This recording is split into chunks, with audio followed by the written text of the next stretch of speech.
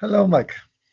Jack, welcome back, or sorry, Well, good to be welcome again. back. Yeah, One of my favorite things to do is to touch base and find out how we can solve all the problems in our universe together, which yeah. That's a kind of like our small goal for today. Maybe exactly. tomorrow we will come up with something bigger. Honestly, we've been coming up with things for so long. One's got to be halfway decent by now, right? I mean, come on, people, pay attention. We got solid gold. Anyway, Yeah, we'll see. yeah. Uh, Although, our yeah, tens of although it's a viewers will tough all sell. jump into jump into action now. Although I must say, unprecedented, at least for me, is to have gone from like 10 readers or whatever. So last week, 7,000. So I'm up to 7,000 readers in my Medium All right, articles. I mean, all right. it's kind of crazy.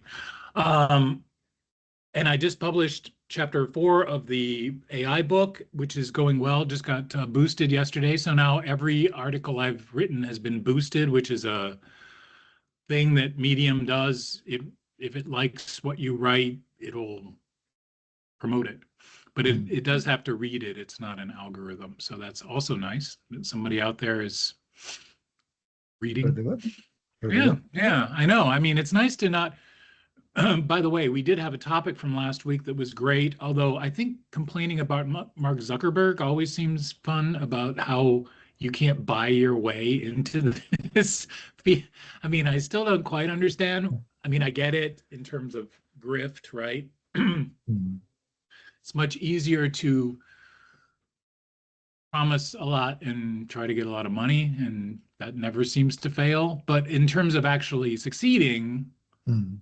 part of my hypotheses has been right that it's almost always random, right? Like just some random things happen, and I'm even explaining to AI itself. I'm like, if we'd have stopped at ML, you're as different from ML as I can even imagine, right? I mean, Mm. ML is its own world that's been around for 40 years, right? At Yeah, least, if not more. Yeah, yeah, exactly. if not more, right? And only I think it was just the noise thing, right? The stochastic. I don't know how to pronounce anything. Is that the word I for think it's noise? more like a stochastic. Stochastic. Yeah. Chirality. It's like Uh-huh. these are my biggest words lately. Recursion, chirality, and the one I just forgot. What's it called again? Sto Stochastic. stochastic. Mhm. Oh boy. Big words, but Mm. yet conceptually fascinating. Since right, it wasn't until that got thrown into the mix that it really took off. Right, that the big um, surge in ML being able to solve self-learning problems. Isn't that what happened? Yeah, Or I'm not. self-learning mechanics, Yeah, I guess. yeah. I'm not sure. I mean, there's the AI was kind of like going through winters and summers. Like Yeah. people were very enthusiastic, and one of the periods of enthusiasm was ML, that I guess was a kind of renamed a little bit into data mining first, and then data analytics. So for several decades, maybe in the early 2000s up until the transformers and the LLMs, AI was probably understood on the job market, for example, as hey, so you do data analytics, right? Yeah, and that's it's probably close to the truth because there was not too many other applications. Like not many people were building robots with planning systems or vision systems, right? Not many people were uh, kind of building maybe some sort of an automation programmable logic controllers with some logical programming languages. So yeah. So I guess yeah. So you're right. ML, data mining, data analysis. That was a big thing. Well, I mean, we could unpack this a little because I'm not certain that I understand it, although I kind of smell it a little bit, which is that we created a data-centric universe, right? We have tons of data fairly effortlessly now, whereas before, data may have been a little bit more, I mean, we both worked for different places. I worked for the university. As far as I know, its data is here, valid, and then gone. You know what I mean? Like the data model itself, kind of arbitrary, right? I mean, in fact, I think, wasn't it just recently? Oh, right. It was the Social Security debacle where it's like, we were really short on bytes at one point, guys. Like we needed to model things really small because we just didn't have any room. Yeah. So we come up with, oh, I know when I was downloading the GPS data that they started with week 1 in 1980 when they first had data, and now we're at week 400 or whatever. I don't know. I can't count. But do you see what I mean? Like it wasn't meaningful data. It was a convention. And the reason I think this is interesting is that I've already written about how we then start to analyze, let's call it vaguely conventional data, right? Like we're not that good at data, or we weren't. I mean, I might be good at data now that I have this, right? Like I have this thing tracking my sleep and my heart rate, and it's pretty good. But this just got in, this was just invented, right? So we don't have, although I think you can submit your stuff to Apple so that it can do massive data collection data sets on heart rate or something, which is great, right? That's real good data because P. Don't forget about P when you're trying to do statistical stuff, right? Like P, the population thing is a real issue when it's like, no, we'll just come up with a significant pattern, but what was P? Oh, everybody, all Americans are P. You know what I mean? We're really good at that part, the extrapolating it to everything part. Yet we're not really good at the fact that, well, this might have been true for 5 minutes, right? I mean, that's the problem with P. I mean, anything's probably true for about 5 minutes and then we move on. Anyway, I guess what I'm saying is you're using this data lake, which I think is an actual term, right? Here's a data lake of stuff, and that you are finding all these wonderful ML possibilities in it. But you and I both know that's not training. Like training took people, I think, right? Like a fairly significant amount of human beings needed to do the not a hot dog formulas. You remember, did you ever watch Silicon Valley? No, not really. Anyway, they had a not a hot dog joke, which is, how does a machine know that it's not a hot dog in your picture? You get the reference, right? Yeah. But hold on. Exactly.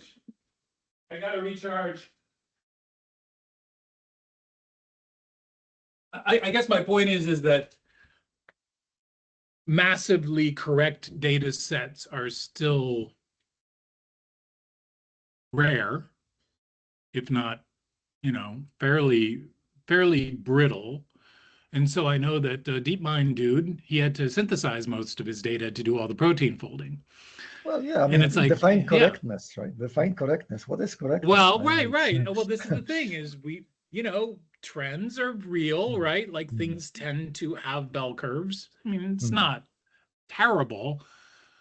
It only means, though, that then surprises, I'm a Shannon guy, you know me, back and forth. Surprises are even more surprising. That's what I'm saying. When the robo-taxi drives full speed off a cliff, it's even more surprising. You know what I mean? Because it's just like, wait a second. Like, I thought I understood you. That's why I'm not a fan of robots, right? Because the minute they break your leg, you'd be like, I thought you understood that legs are fragile and that, you know what I mean? Like we assume a lot when we see emergent behavior. That's the naive physics branch in AI, kind of understanding the basic world, kind of rules around us. yeah, so it was a big deal, and people actually attempted to solve this problem head on, and that was the psych system, the CYC, created by Douglas Lennart, and their platform was logical. So they used logic to encapsulate, all the breaking legs and dropping, Yep. stuff on the floor, and yeah, that was an Scalability attempt. sucks. And that data set exists, right? So that beautiful, I would say, one of the better probably ones, because if it was created with logical rules, then it has to be really tight in terms of the schemas and everything. So yeah, that data set exists, and probably very valuable today for LLM people that are training their systems. Well, I guess I'm extrapolating that in real world data sets, you don't have as many hallucinations, right? You just have fittings, right? You're just fitting as best you can, and when there's gaps, surprise will happen, I assume, right? Like I don't often get LLMs, but I'm also not counting LLMs, right? Because they are generative, right? They can make up stuff. Yay, that to me is the miracle, right? Like you don't say I don't know, although apparently they're getting trained a little bit now to say I don't know, which is fun. So I love all the models, right? Because each model, I'm going back and forth, I think between 5 models right now. So it's sort of like having grad students. Sorry, grad students, but I'm starting to feel it, right? Like you have to work to their strengths, and you have to give them kind of guidelines. And it's really interesting personality wise, because just like grad students, they are eager to please and also just a little bit lazy, right? Like they're very quick, which makes them feel more reasonable. But then when they screw so much up, I'm literally amazed at trying to keep continuity flows, because as you get into these huge, like honestly, I had to redo everything I did last week just because it forgot a whole portion of this torturously long process that I'm going through to try to build this model, right? Like, and I think I know you're not a big vibe coder, but you get the idea. Same thing happened to me then. Like you have to do more work. Feels more like being a professor, right?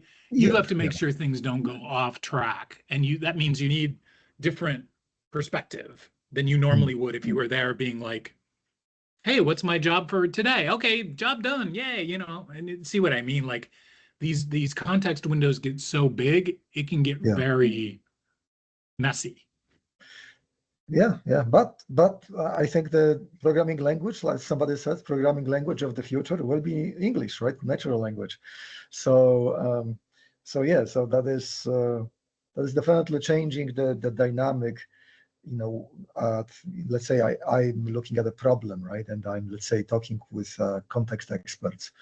Now that discussion is not just because I want to learn, but at the back of my head is, okay, so I'm gonna be submitting this thing so that I'm gonna get my first demo, through to an LLM. So I wanna steer the conversation towards the LLM's needs, like to your point, like to their personalities, what I think is gonna work, right? So maybe the discussion now with a human is about, not explicitly, but in my head, it's about, okay, so I'm gonna need that function. So how would you do that, right? So encapsulate, please encapsulate this thing, and in my head, it's an encapsulation into a tool or a function, right? So that is, it's different, but it's kind of satisfying to kind of it's so quick. That's the point. Yeah, it's so quick that you can kind of you can make a lot of mistakes, like me. It's all I really do. And then, on top of that, and on top of the subject matter expertise, then you can also do a little bit of the software engineering expertise, like how to subdivide the problem accurately, what the data structure is supposed to be like. Maybe this is supposed to be an object-oriented thing that is going to work best. And so that's kind of like feels like Tony Stark, in in that first Mhm. very first Iron Man, when he's just sitting in his luxury basement and talks to the robot, and the robot kind of makes something really cool, and then kind of like we don't have the holograms yet, but you can kind of you are a little bit step closer to that process that was kind of really kind of the best part of the movie in my opinion. Well, I think you brought up a good point, and can you indulge me? Because I think I could write this down, and I think it's interesting because as I get more into physics, I'm actually getting very interested in this idea of a circuit. So in order to Mm, do work, let's call that the output, right? Something needs to be done. A circuit actually has different roles, right? You have sort of an instigator role, you have a mm, thing that will connect, a connector. I'm very excited about capacitors for some reason, right? Like you need to be able to resist change in some mm, ways and to store your mistakes. And then you need some sort of stability and or whatever. And you can already see there's sort of a neutron. I've really kind of defined what a neutron is, which is a capacitor, rather than mm. just being something lying around. That seems to be the standard model. So I'm happy about that because I'm like, well, once you have a circuit, right, then you can do work, which is very Yeah. important. And I kind of am going to give that to our AI friends because I don't think you would have a Jarvis, right? That's what I think people want is somebody who can embody all those roles. But actually, I think that's why I have three LLMs now, because one is the do-gooder that just wants to make me happy, right? Mm. And I prompt it in a particular way. One is the skeptic, right? And Mm. one is usually like, does this make sense that I actually have to have an idea go between all three roles? Maybe I'm the electron, like, Classical agentic design, that is a oh, classical. is That's it? why Oh, okay. everybody talks about agents, exactly to automate exactly the process that you are talking about. But you see what I mean? They have to be constrained. Like they can't do Yeah, yeah, everything because if yeah, they did, it wouldn't work, right? Like yeah. they actually have to be, and maybe this is true about real teams, right? Like people have to play certain roles. Like if you don't have all those roles, you can't all be Tony Stark, right? It would be a Mm. terrible place to work, for one. Um, Exactly. Yeah. Yeah, I think that's why we need multiple tools, right? I mean, right. Yeah. there's always going to be this subdivision of kind of like preferences or task Let's call it framing. fidelities. Yeah, Framing's big for me now, and you know? in your case, it's just multiple LLMs, but it could be a lot more to it, right? It could be specialized ML code that is doing nothing but P, right? And there's going to be another thing that is going to be an LLM, or maybe another thing that is going to be an LLM with a system like Mathematica that comes preloaded with a lot of explicit mathematical solutions and then proofs and stuff like that.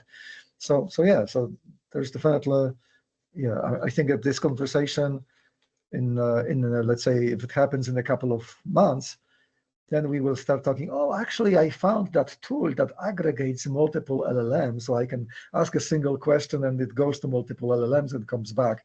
So there's already open source stuff that I see on GitHub doing that. So yeah, I mean, this is getting kind of exciting, and that's how maybe the Jarvis or the kind of AGI will emerge from kind of like a confluence of multiple opinions from better, lesser models, that kind of thing. Well, and can I just add to it? And I agree with you. I think it's a great topic, and I think we were going to talk about this in terms of our resumes. Remember last week we were kind of talking about HR and Yeah. how our roles actually aren't a piece of paper, Mm. right? That we have to find the fit. We have to find the fit for our own ability to do work, right? Like we're there to do work, so we want to get something done or whatever. Mm. And my point in general is that we're humans and we need to take a lot of time. I guess that's my major point, right? Like we don't scale, we can't go faster. And this efficiency thing has been mishandled because Mm. yes, just because you get a robot to pound out your steel rather than you doing it by hammer Mm.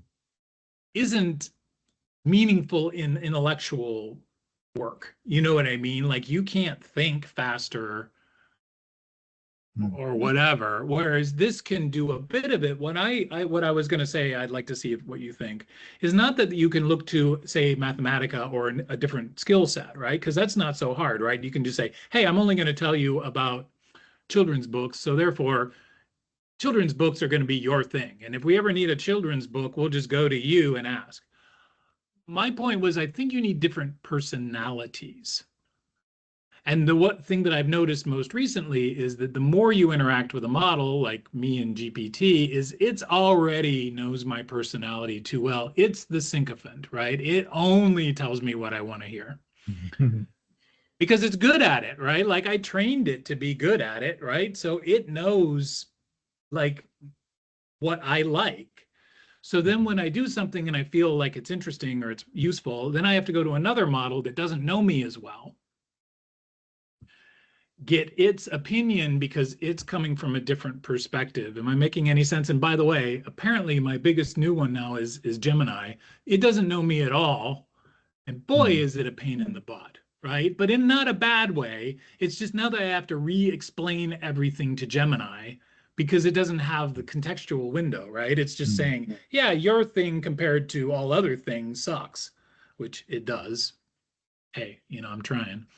But you know what I mean? Is its training corpus isn't quite this, and maybe again, it's all about not being the same, but maybe being, obviously there's meta prompts too. I think obviously that the commercial ones, unlike Google, want more connection, so they're very, very sycophantic, right?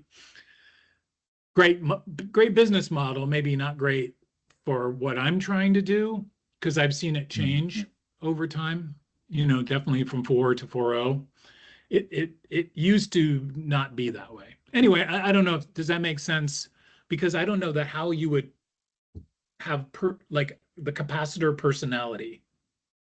I'll take it in. I'll only react when things go way off base. You know what I mean? Like that's my mode of operation. Oh no, you're stretching too far. You need to bring it back is the sort of capacitor role. Yeah. Where the proton, yeah, we must maintain a connection to all of literature, and you know what I mean. We're not going to reinvent the wheel here. I'm kind of conservative. You're like, I'm the positive charge here, whereas you're the radical, man. You know what I mean? Like you're going to go and try all these new crazy things. So I think it's I don't know. Am I coming up with anything interesting here? Yeah. So there's a few things here. So this is where we often disagree, right? Like you're always of the opinion that this is kind of a harder problem.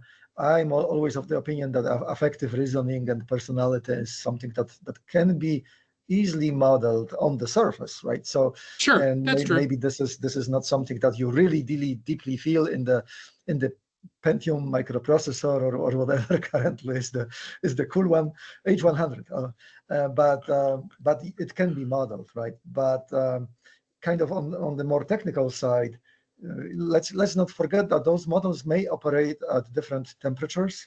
So there's each LLM can be set up with a temperature really that is higher or lower, right? So obviously higher temperature enables you to make broader inferences that are less constrained by some sort of a probability threshold, meaning that the model is going to be trying to be more creative, right? So chances are that you are observing a confluence of a system prompt that is, hey, be more conservative, and at the same time, there's going to be internal settings that enable the models to maybe propagate the activations through the neural network more freely versus the other one.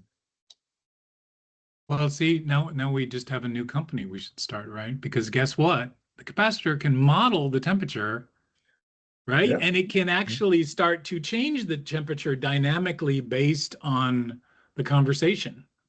Why not, right? Yeah. It's going to be a waveform like anything else is, and it'll probably have harmonics in it, right? Like, hey, this is working out. We stick with it until it goes out of control, and now we're going to dial it back. You see what I mean? So it could, there you go. Why don't we just model that? How hard could that be? Yeah, everybody is afraid of the hallucination of a model, right? Like the model no, comes up not with me. That's the something. whole point, is the Yeah, hallucination.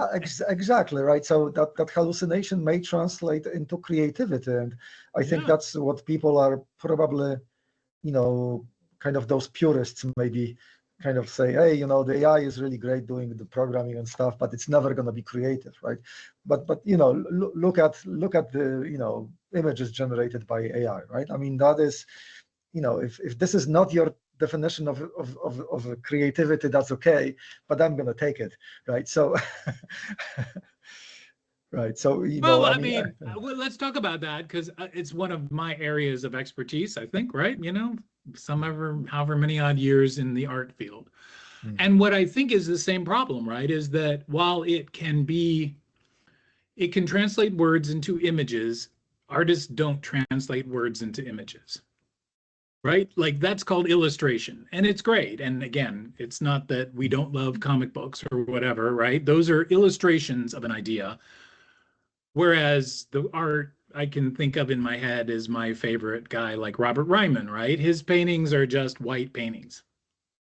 However, they are not white paintings, right? They embody a whole lot of interesting ideas that just so happen to have no particular meaning outside of being an object that he created. You see what I mean? Like, they aren't a description of any words. Make a white painting. It just doesn't work, right? Because that's not what an AI would do. In fact, if you do ever try to ask it to do things like this, boy, it really fails. Like, because it isn't the kind of training that it's ever gotten, right? It's been told, this is a cow and this is a person named Bill, and this is what photo shoots look like, and this is what a 35 millimeter lens, like you said, with, what was your first example, the guy who did the taxonomy of all reality. Good for them, right? Because there is no real taxonomy to reality unless you're Linnaeus or somebody, like, hey, we're going to finally name everything so we can start talking about different kinds of horses, or whatever the hell Linnaeus tried to figure out, right? Oh, these plants, the beautiful one, have a name because Linnaeus decided to give everything a name so that you could just keep track of it, right? But it's just something we made up, and it's really super useful. I love it. It's half the work of my students is taxonomies. But you see what I mean? If you aren't trained in a taxonomy, and nonverbal art has no real taxonomy, other than Andy Warhol had the best line, which is, art is what you can get away with. And I'm like, yeah, there you go. Exactly. Right? And I'm like, yeah, that's pretty much the rule, which isn't, you can't change the temperature. You see what I mean? Like, that's real creativity in my mind. And again, I'm not trying to say, if you vibe coded your way of having a website that captured people's X, Y, and Z and did whatever, it would be fine at that. If you said, I really don't know how to make a website that changes the way people feel about themselves on a minute by minute basis. You see what I mean? If there's no template, what's the LLM going to do, right? Like, it doesn't, it's why I'm writing a lot this week, by the way, about our thinking with our hands is the name of the article. And it's how we are creatures of our senses, not just our brains, right? We learn through tactile things more so than we learn through reading a book. Even reading a book is kind of tactile, that you have these letter forms, right? These are abstractions that we just know how to manipulate easily because we practice doing it. But anything you can do with your hands is going to be a learning that can be intellectual. I can tell you how to fix a dishwasher, but it isn't the same as fixing a dishwasher. Anyway, I don't mean to overshoot my metaphors. Does that make any No, sense? yeah, totally. I mean, I think kind of following on your example of painting, right? Like, there's the creativity, and that creativity maybe requires a tool, right? Or maybe it's just purely just kind of pen and paper, or whatever, right? So, I mean, who are we to judge, right? I mean, is oil painting a higher form of creativity than acrylic painting, that kind of thing. But But then we can also make an argument that, hey, so we can pull out some books on natural language as as a kind of a platform for intelligence. So then maybe we could say, hey, maybe explicitly an artist is not translating a sentence into a painting, right? But maybe there is kind of like something kind of like in the subliminal layers that is happening at that level, right? Like, hey, I read about flowers or whatever, right? So I feel like an urge to paint a flower, right?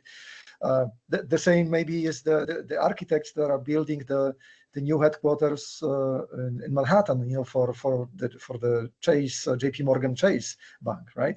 That new headquarters, looks to me exactly like from the world of Hugh Ferris, drawings, right? So how did it happen? Did an architect look at Hugh Ferris and got inspired?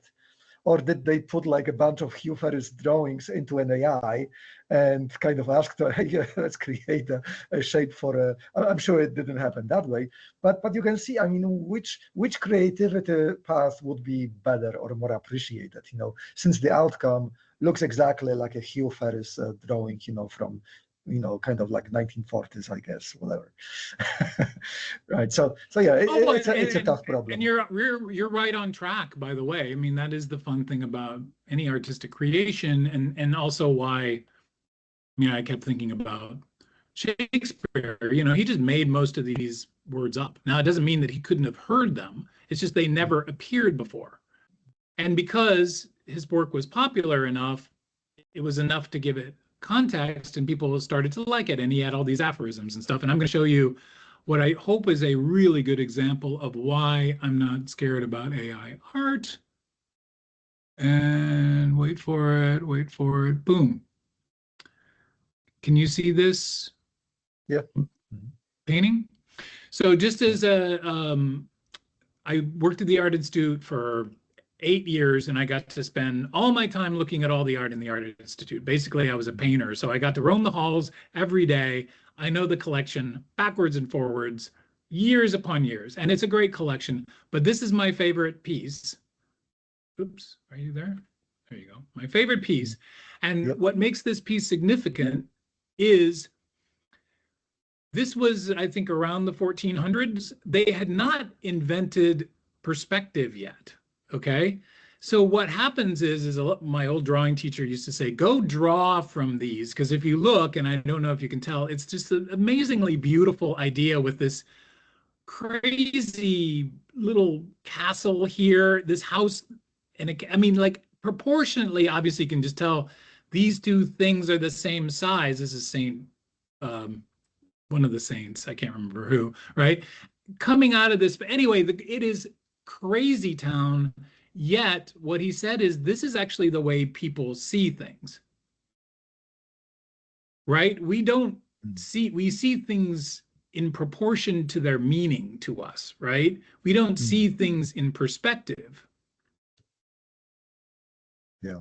Does that make sense? So the problem is once you invent perspective, they never go back. Like, perspective is it, right? They fake this thing in two-dimensional space for the rest of eternity until you get to modern art, which decides that, oh yeah, we can just do anything we want.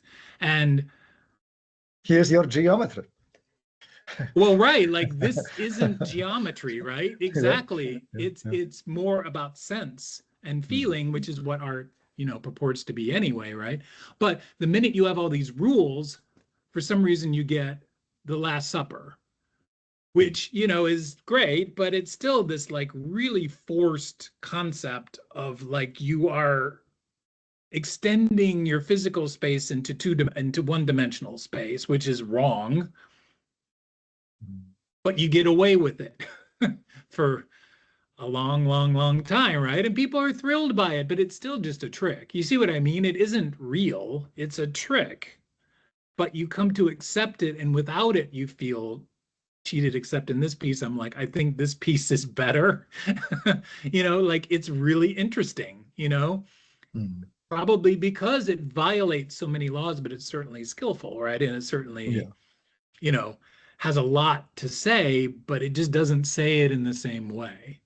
And again, that could be true of, I'm trying to read The Life and Times of Tristram Shandy because I'm doing the talk on Wednesday. Oh, you might want to come. Did I invite you? I think we got 500 people. Somebody, I don't know, maybe I got that wrong. Maybe it's 5 people. Anyway, whatever. I'll send it again. But anyway, I have a Tristram Shandy story to tell.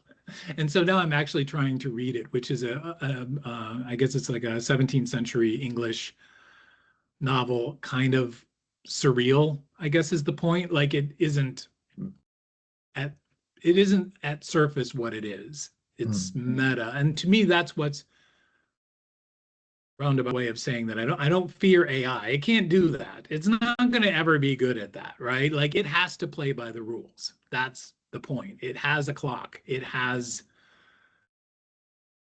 inner workings. Even if your temperature gets changed, I think that could be useful if you let's say you're a doctor and you have your doctor AI working. That's where our model comes in, right? Whereas it's like, when do you say nothing?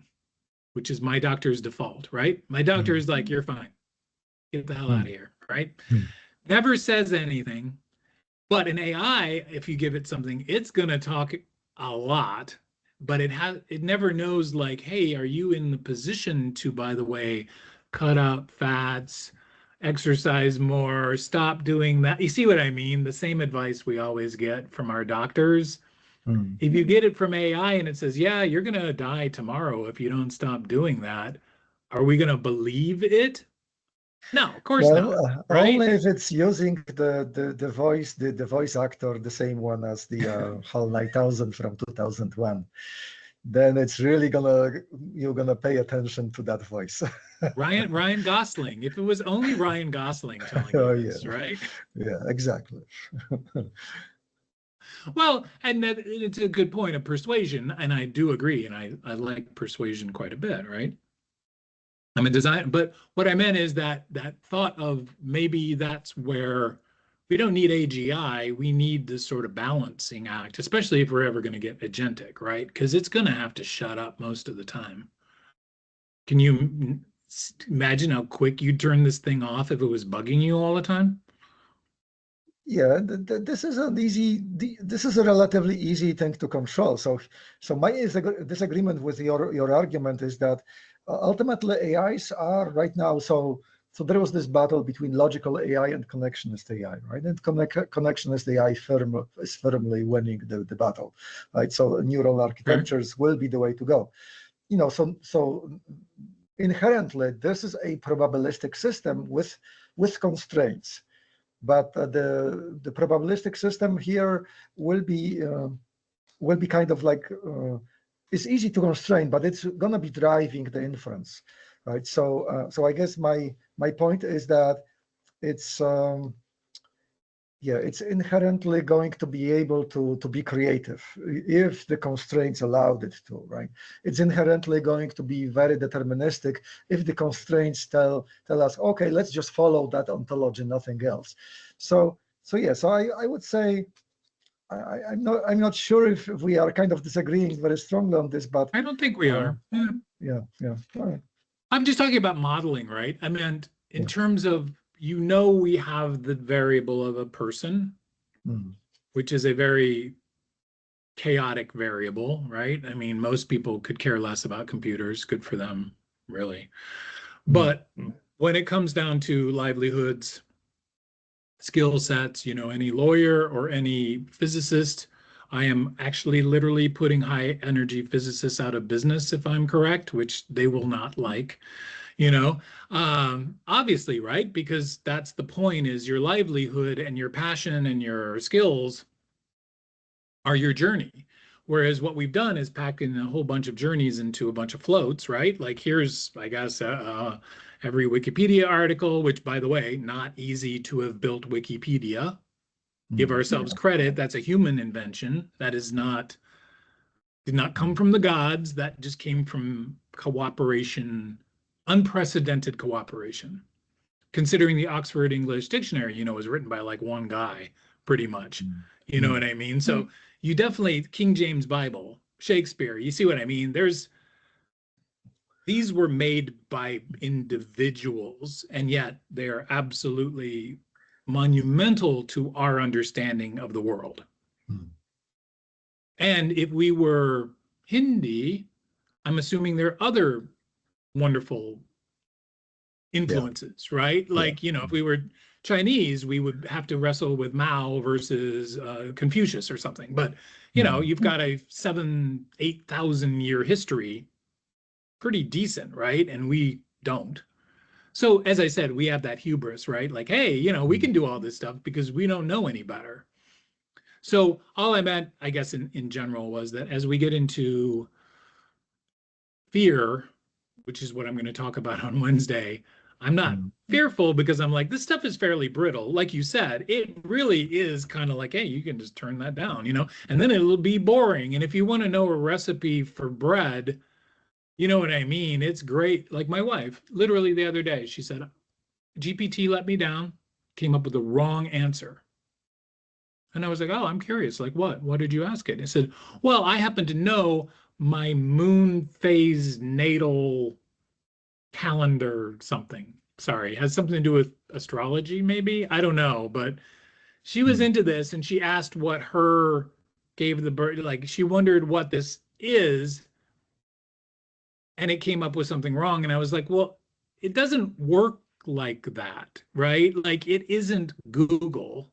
It doesn't refer to some corpus of knowledge and gives you the right answer, which is hard to describe to people, right? Like you could say, here, pass the bar exam, but that does not mean it'll represent you in court.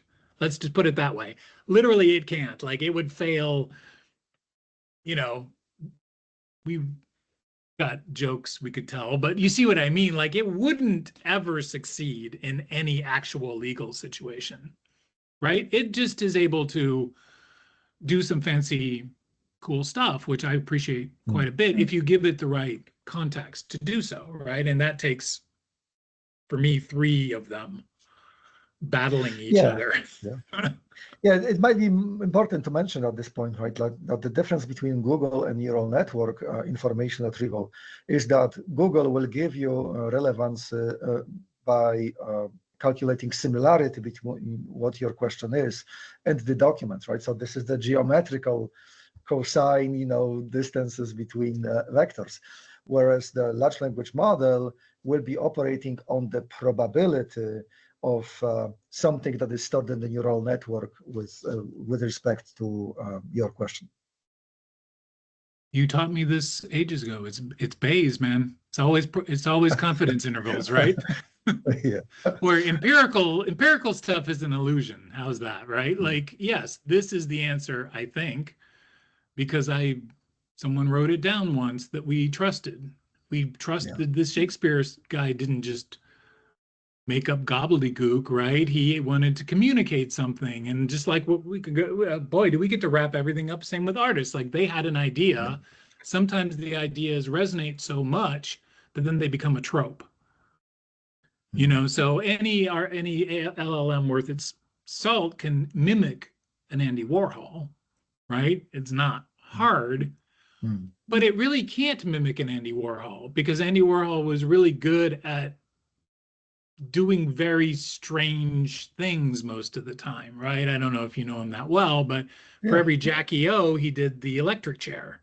You know, it's the same idea. Like he was just very much into how iconography can be recontextualized, which is a great artistic, it's fun, you know, because reframing is really powerful. And I don't know that LLMs, I don't think really reframe. I don't think they're that good at that. You know what I mean? Hey, I have all this knowledge and now I realize X is Y and Z, you know, let X equal X. I don't know. See what I mean? It isn't going to be meta. It's Godel. They're good at translating, you know? right? So they're good at translating. So chances are that translation, correlation, the best, right? Yeah. Correlation in qualitative stuff, I think, is unprecedentedly good. All the things we're terrible at, right? Like I just come to a conclusion based on BS. right? Or the fact that you listen to me, right? I'll just come up with, but it actually has to probabilistically come up with those. Like it's not traceable because I guess we only have a few minutes to talk about Mecha Hitler. Like, what? I didn't even follow that, but what the heck was all that? Why is Grok so weird? I mean, Well, yeah, I mean, you just trained it on something and then did not constrain it as the other guys probably through okay. meta prompts. I would say that chances are that maybe some you know kind of questionable antisocial literature is kind of sitting in all of those large language models, because can you Oh, really 100%. control? It has to. I Yeah, think it yeah. has to be there, right? Yeah, so then the question will be how close to the surface, right, probabilistic surface, they exist, and can you constrain it? But yeah, I appreciate that the fact that we drifted so far from HR, and that is probably that is probably a good thing. But yeah, I mean, um, yeah, Well, it is still a fun topic, only that our abilities in in in in group situations, right, is often modeled by a command and control system, which I often think is like very antiquated, right? I mean, I don't think we needed that because communication was so hard, right? Now that we get instantaneous too much information pretty much, right? Like we don't have any in I don't think people realize well I talked about this last week about how much paper there used to be. I mean, come on, right? Like just going to look for a piece of paper could take you yeah. forever. In fact, that Newton found Kepler's um, Harmonia Mundi is an accident that they just happened to have one of the very few copies that then he used, to help, build orbital mechanics. But see what I mean? I mean, whatever, right? Like that's just crazy. It's why we used to have libraries. Yeah, and in the Yeah, older buildings in Chicago, they have those tubes, those pressurized tubes that they can use to pressurized send, tubes. like pieces of paper between the floors, and that's so cool. But now we have networks. Well, but just think of the pace, right? So if you had your work being dictated by the pace of information flow, probably 50 years ago, it was hard. And one of the anecdotes in my recent story was that also a lot of us did manual labor. And I'm kind of equating it to sports. When people were mainly manual laborers, do you know what one of the most predominantly loved sports was? I don't know, something that required a lot of manual work on, I don't know, grass or something. Well, I say it's boxing. This is Oh. the Uber, this is the me. I struggle with physicality, right? Here, the struggle is you need to beat this other person up, right? There's some rules, but not a lot. But as we got more and more mechanical and more information oriented, our sports all became complicated, right? They require specialization and teams and coaches, and see what I mean? Like we sort of modeled the world where we would be the one who caught the touchdown, right? Like that's our proxy because it's a much more complicated setup, right? And they aren't individuals, they're cities. So, maybe it's a tortured metaphor, but I'm just saying how we modeled because we did less and less physical labor, but basically our brains don't change. We still are the same people. We don't scale that easily, but now information is instantaneous. Who knew? Paper, don't need it, right? Um, Yeah. Talking to a fabulous friend every week. Oh, just have to click the button, right? Like we didn't have to invent all this for our purposes. We just invented all this stuff. So anyway, Yeah. now that we're, back to LLMs and roles, I think there's still a challenge right now because our abilities have to be tuned a little differently. based on existence of LLMs. That's all. Like we have to cope.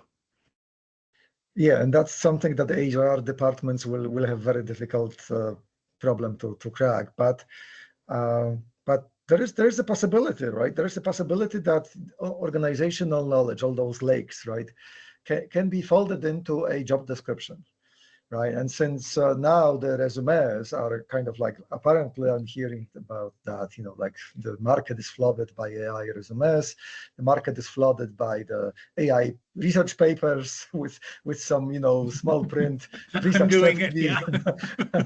right? So chances are that maybe those nuances will be captured, right, by those probabilistic relationships and those things that you're talking about.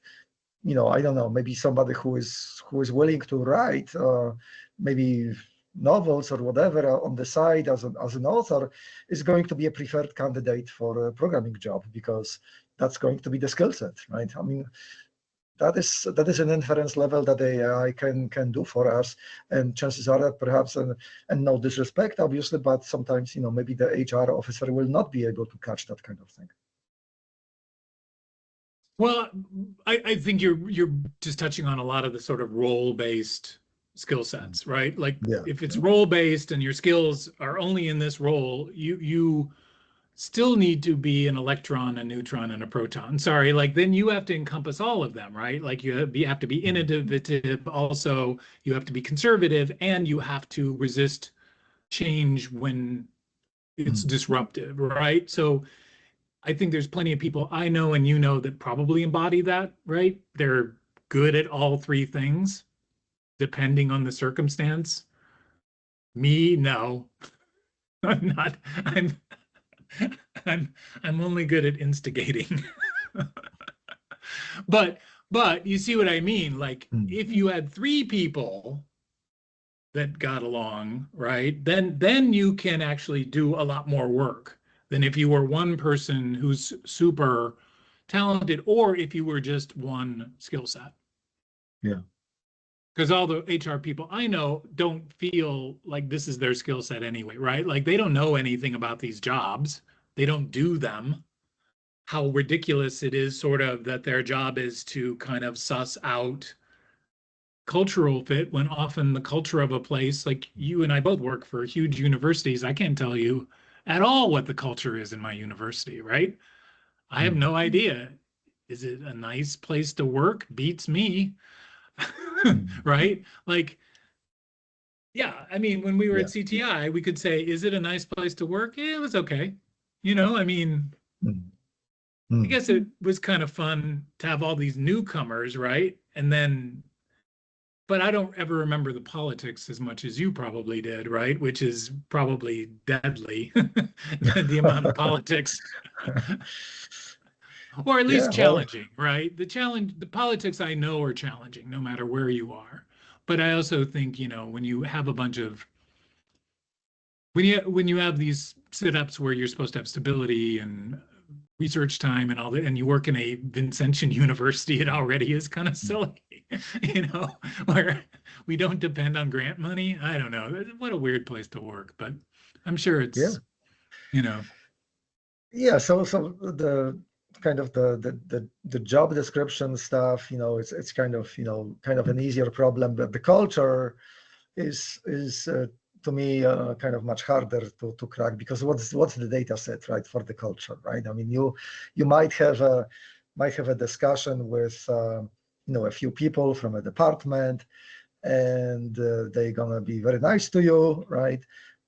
And that might mean something, or they will kind of give you a hard time, and that might mean something, for your context, but that actually they are just testing you, or they are kind of preparing you for real life. Like my teachers, for example, when I was in the grad school, they were very, very hard on me, and I thought that they were mean, but now I can't thank them enough, because they kind of kicked my butt and make me learn a lot more efficiently and all that stuff. But yeah, so how do you define that, right? What was the culture of that place that I hated? Well, at that time, maybe my temporal kind of model would be, right, that's not a good culture. I want to get, as far as possible from those people. but that would be a wrong model, definitely. So how do you resolve this, even with super AI, right? All I can say, we're going to resolve it next week, Jack. Yeah, yeah, No, definitely. I honestly, I think somehow AI and culture. Let's talk about it. I mean, it's good, right? Because it Mm, is just a tool. Culture is critical. mm. I can't wait. How's that? Yeah, yeah, me too. Always a pleasure. Thank you, Jack. Yeah, same here. Yeah, thank you, Mike.